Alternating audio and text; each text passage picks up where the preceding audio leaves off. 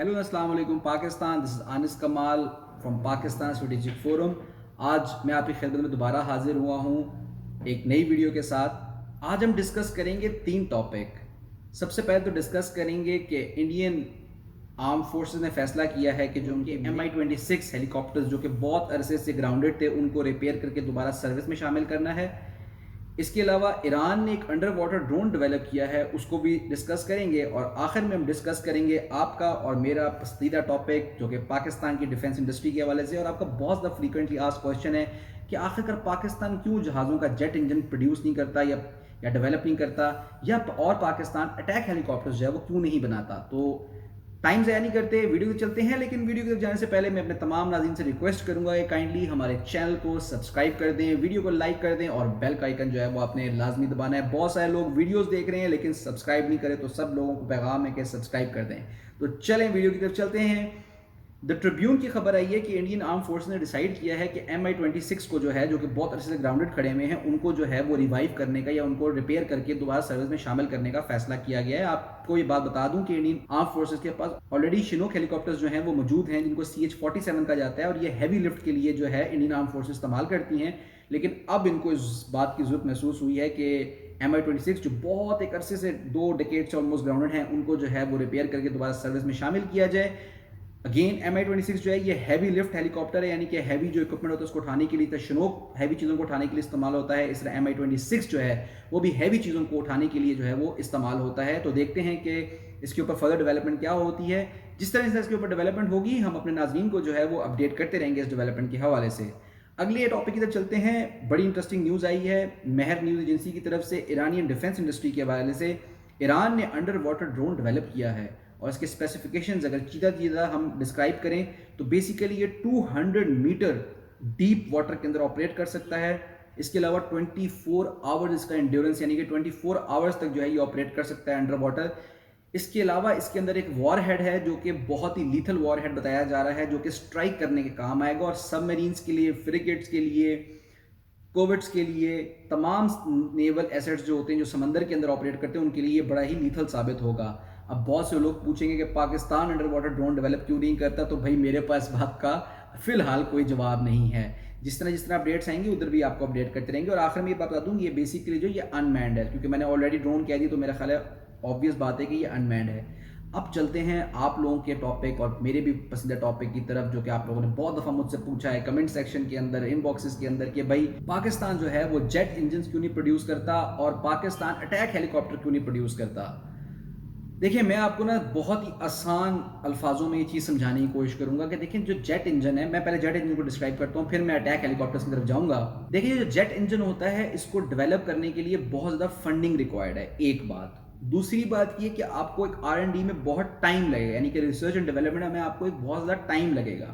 पैसा और टाइम एक ऐसी चीज़ है जिसको सेव करने के लिए कंट्रीज जो हैं वो हर तरह की एफर्ट करती हैं। तो पाकिस्तान के पास ना इतना पैसा है R&D में पुट करने के लिए, इस पर्टिकुलर जेट इंजन के लिए अगर डेवलप या डिज़ाइन करना चाहता है, ना ही पाकिस्तान के पास इतना टाइम है।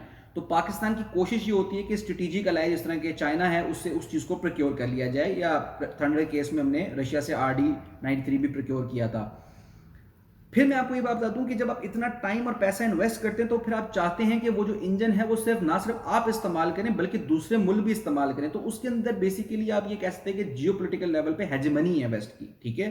तो उसको आपको बेचने में मसला आएगा, तो उसके ऊपर जो पैसा आप लगाएंगे वो आप रिकवर नहीं कर पाएंगे। एक तो आपने टाइम वेस्ट कर दिया, दूसरा आपने जो है वो क्या कहते हैं इतना पैसा वेस्ट कर दिया, उसकी रिकवरी नहीं हो पाती है। तो उन मसलों की वजह से पाकिस्तान जो है वो जेट इंजन जो है वो डेवलप नहीं करता। ये बहुत आसान डिस्क्रिप्शन है इसकी ऑब्वियसली टेक्निकल पैरामीटर्स भी बहुत ज़्यादा हैं कि इस टेक्नोलॉजी को अचीव करना है, इस टेक्नोलॉजी को बनाना भी कोई आसान काम नहीं है। लेकिन मैंने बेसिकली जो मोटा मोटा था वो इस वीडियो के तवज्जुह से आपको बता दिया है। इसमें मैं आपको एक और बात बता दूं कि पाकिस्तान जॉइंट वेंचर कर सकता है चाइना के साथ जेट इंजन के हवाले से। पाकिस्तान जो है वो जॉइंट वेंचर कर सकता है जेट इंजन के हवाले से टर्की के साथ, बट अभी तक उसके ऊपर कोई इन्फॉर्मेशन नहीं है। लेकिन जो जेवीज होते हैं वो पॉसिबिलिटी है, लेकिन बिल्कुल से खुद से इंडिजिनस इंजन डेवलप करना ये मेरे ख्याल से फिजिबल नहीं। जो भी रीजन मैंने आपको बताई हैं तकरीबन यही रीजन है। मोटी मोटी अगर कहेंगे तो मैं डिटेल में भी बहुत बड़ी एक आपको वीडियो जो है वो बना दूंगा ताकि उसमें मजीद एक्सप्लेनेशन हो जाए। दूसरी बात अटैक हेलीकॉप्टर्स के हवाले से, देखें अगेन वही बात है कि R&D में टाइम लगता है, पैसा लगता है।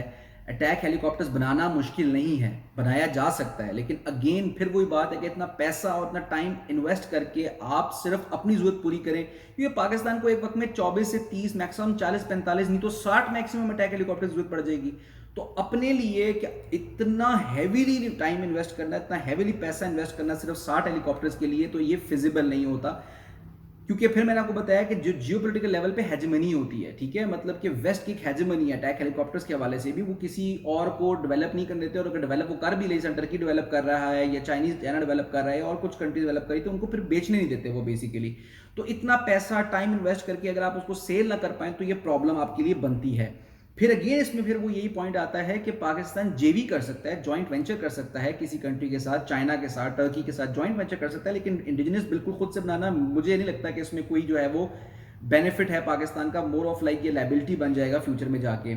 हाँ, इन दोनों चीज़ों के हवाले से जेट इंजन और अटैक हेलीकॉप्टर इंशाल्लाह जब पाकिस्तान की इकोनॉमी स्टेबलाइज हो जाएगी और पाकिस्तान की जो डिप्लोमेटिक पावर है या डिप्लोमेटिक मसल है वो स्ट्रांग होगा, तो उसके बाद पाकिस्तान जो है वो इस तरफ जा सकता है कि जेट इंजन भी डेवलप करे, अटैक हेलीकॉप्टर्स भी डेवलप करे, ताकि फिर जब उनको डेवलप करे तो ना सिर्फ अपनी जरूरत पूरी करे बल्कि उसको एक्सपोर्ट भी कर सके, ताकि जो पैसा लगा है उसको रिकवर भी किया जा सके, ना सिर्फ रिकवर किया जा सके बल्कि उस लगे हुए पैसे, टाइम और रिसोर्सेज से जो है फिर फॉरेन एक्सचेंज अर्न किया जा सके, जिस तरह टर्की ने किया है।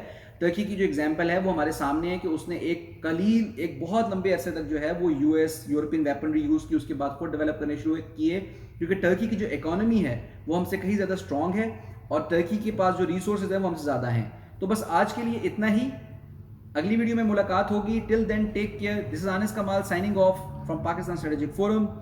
पाकिस्तान जिंदाबाद, पाकिस्तान पाइंदाबाद, सबसे पहले पाकिस्तान। Thank you.